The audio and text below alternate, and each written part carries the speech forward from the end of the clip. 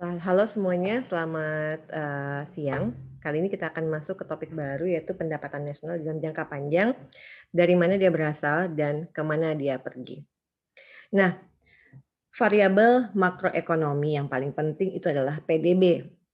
Seperti yang kita lihat sebelumnya, PDB itu mengukur baik output total berupa barang dan jasa sebuah negara maupun total pendapatannya. Oke, total output barang dan jasa dan total pendapatan.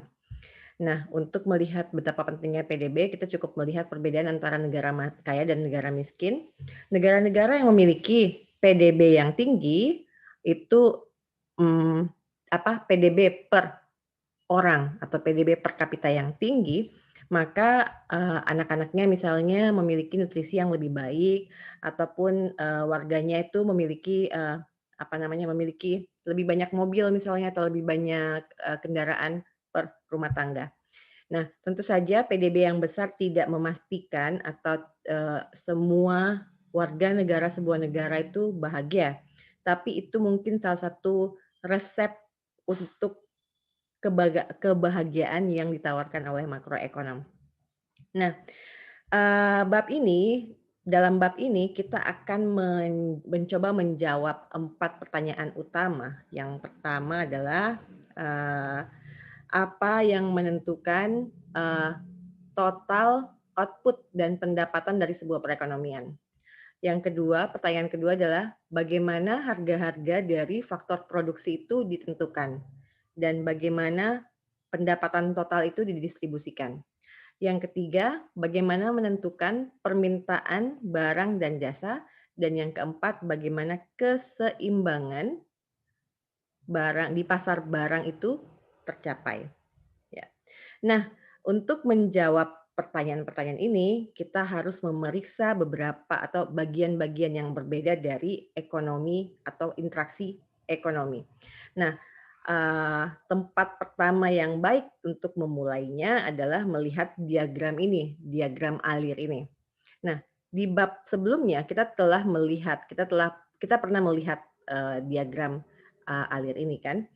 Nah, ini adalah bagaimana mata uang, kalau di sini dalam buku ini adalah dolar, karena ini contohnya dari Amerika Serikat, tapi kalau di kita artinya rupiah, bagaimana dolar dari sebuah ekonomi hipotetis yang menggunakan satu inputnya di sini adalah tenaga kerja atau jasa tenaga kerja untuk memproduksi satu output. Jadi di sini kita inputnya cuman satu, inputnya cuma labor service, jasa tenaga kerja, dan outputnya hanya roti saja, satu aja barang.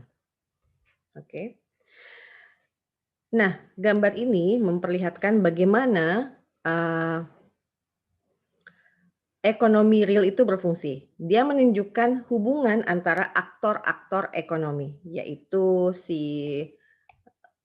aktor-aktor ekonomi itu siapa saja, yaitu rumah tangga, kemudian pemerintah, kemudian perusahaan. Jadi yang kuning-kuning ini semuanya aktor-aktor dalam perekonomian. Dan bagaimana uang itu mengalir. Jadi yang hijau ini menunjukkan bagaimana aliran uang itu di antara si aktor-aktor ekonomi ini dan dalam atau melalui berbagai macam pasar dalam perekonomian. Pasar apa saja sih yang ada di sini? Kita bisa lihat yang biru-biru ya. Sebentar. Kita lihat yang biru supaya jelas. Nah, ini dia. Nah, kita punya pasar faktor-faktor produksi, kita punya pasar finansial, dan yang terakhir kita punya pasar barang dan jasa. Kita punya 3 aktor, rumah tangga, pemerintah, dan perusahaan. Oke. Nah, kembali ke sini. Nah, kita melihat di sini sekarang bagaimana aliran uang itu, bagaimana eh, kita lihat aliran uang dari sudut pandang si aktor-aktor ekonomi ini tadi. Nah, rumah tangga menerima pendapatan, oke, ini pendapatannya dia, dan menggunakannya untuk membayar pajak, untuk konsumsi, dan untuk melakukan tabungan privat, oke, di pasar finansial. Dia membayar pajak kepada pemerintah dan mengkonsumsi di pasar barang dan jasa. Perusahaan itu menerima pendapatan dari penjualan barang dan jasanya di pasar barang dan jasa,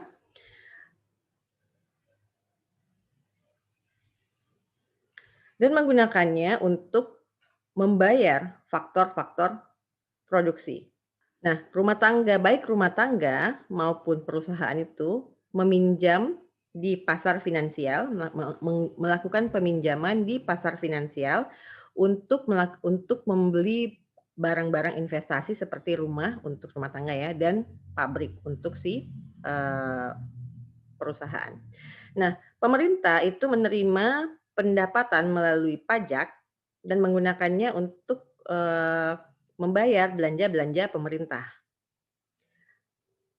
Kelebihan sisa dari pendapatan yang berasal dari pajak yang tidak dihabiskan untuk belanja itu disebut sebagai tabungan publik yang bisa positif.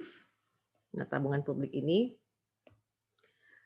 bisa positif dan bisa negatif. Kalau dia positif artinya pemerintah mengalami surplus anggaran, dan kalau negatif dia disebut mengalami defisit anggaran. Nah, pada bagian ini, pada topik ini, kita akan membangun model klasik dasar untuk menjelaskan interaksi-interaksi ekonomi yang terdapat pada gambar ini. Kita memulainya dari perusahaan dan melihat apa yang menentukan tingkat produksi mereka. Dan dengan demikian tingkat dari pendapatan nasional.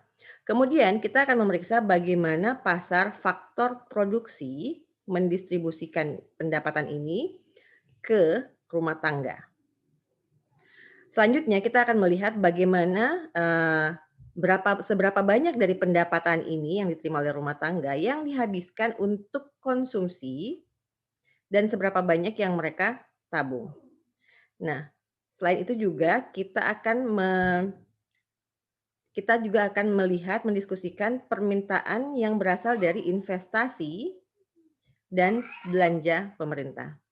Dan akhirnya kita akan memeriksa bagaimana permintaan barang dan jasa, yaitu jumlah dari konsumsi, investasi, dan belanja pemerintah, dan supply barang dan jasa atau tingkat